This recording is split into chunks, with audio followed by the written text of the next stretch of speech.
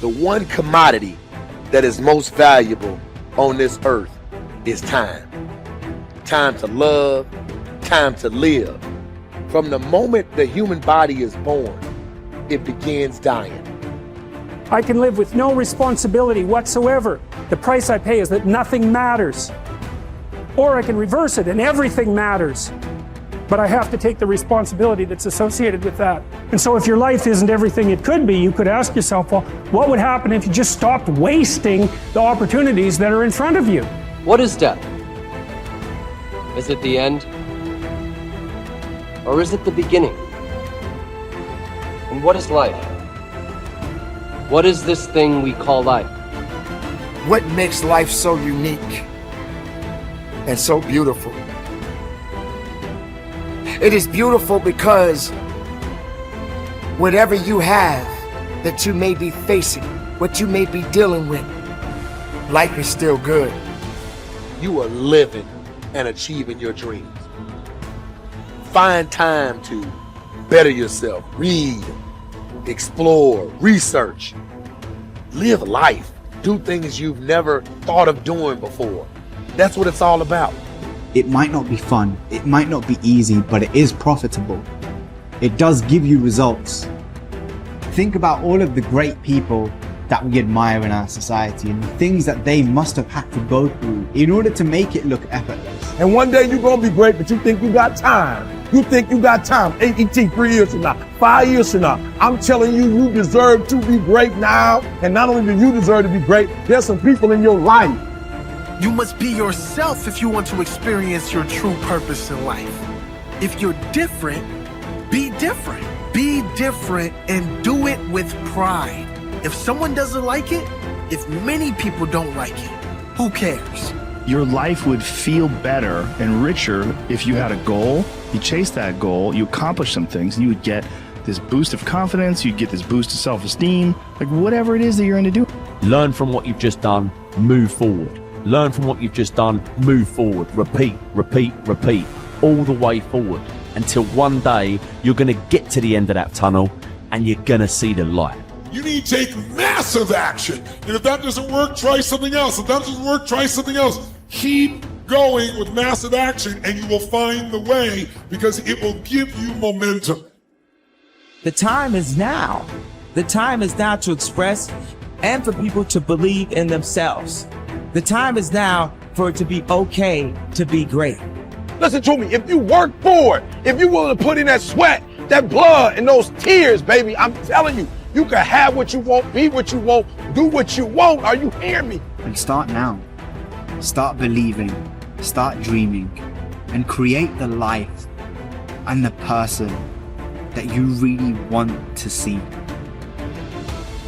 I think it's good to remember that if we just go along with the crowd, we won't wind up with much more than the wish that we could do it all over again, and as far as we know, you can't.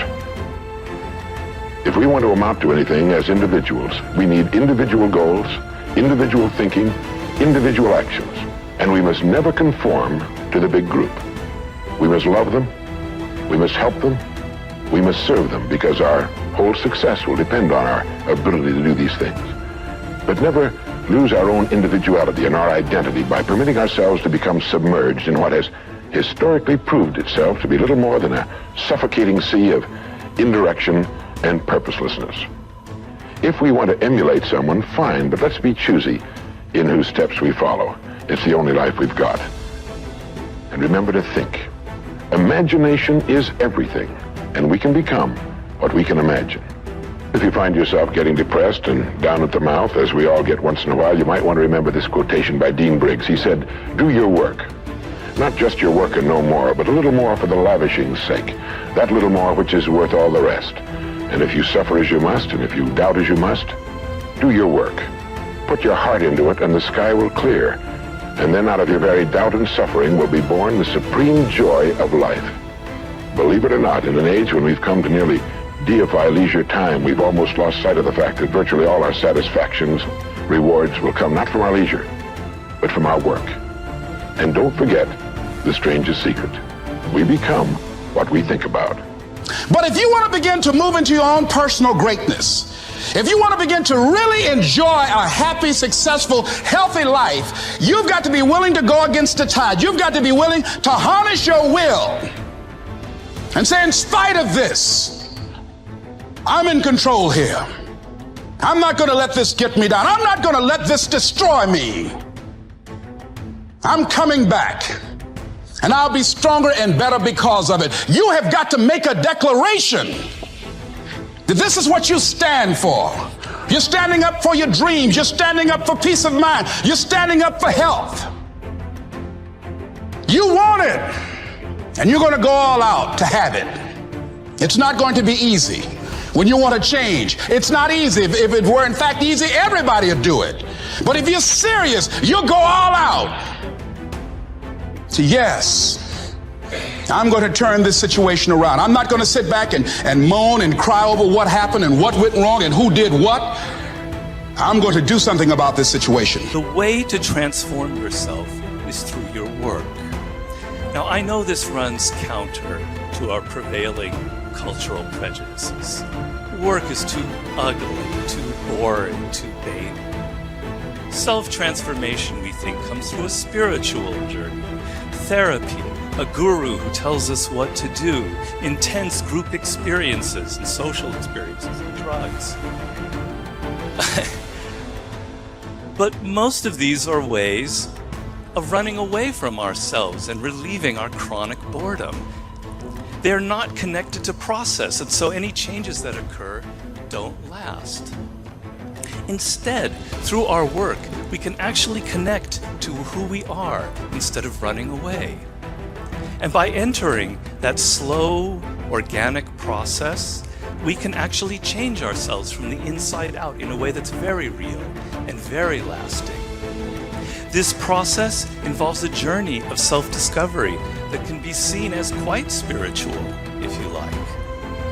And in the end of this process, we contribute something unique and meaningful to our culture through our work, which is hardly ugly, boring, or vain. This intense focus on one goal is not easy, but it is all important.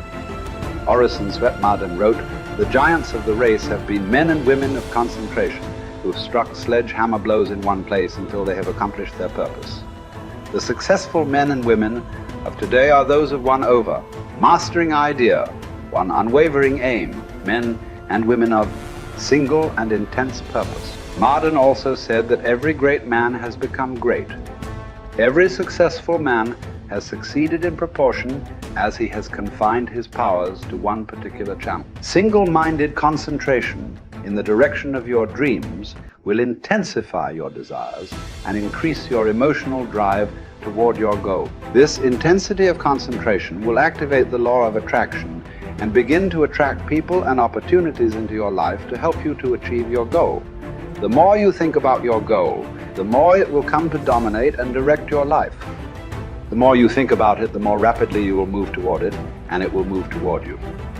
Great men and women are those who absolutely believe that they are put on this earth to do something wonderful with their lives. They have a vision of something greater or better than their current circumstances.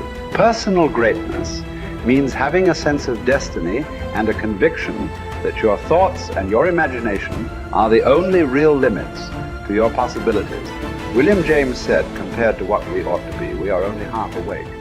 We are making use of only a small part of our physical and mental resources. Stating the thing broadly, the human individual thus lives far within his limits. He possesses powers of various sorts which he habitually fails to use. The founder of Success magazine, Orison Swett Marden, once said, "There are powers inside of you, which if you could discover and use, would make of you everything you ever dreamed or imagined you could become." In a 5-year study of leaders reported on in his book, Leaders, Warren Bennis discovered that each of them consciously avoided the comfort zone by continuously setting higher goals. They never allowed themselves to become complacent. They lived their lives fully extended, always striving to be and do more. To develop unshakable self-confidence, you need to see yourself and think of yourself as a leader, and to do what leaders do. You need to stretch yourself toward the outermost boundaries of your potential. You need to set goals that draw out of you the very best that is in you. You need to work toward objectives that cause you to feel a sense of mastery and peak performance.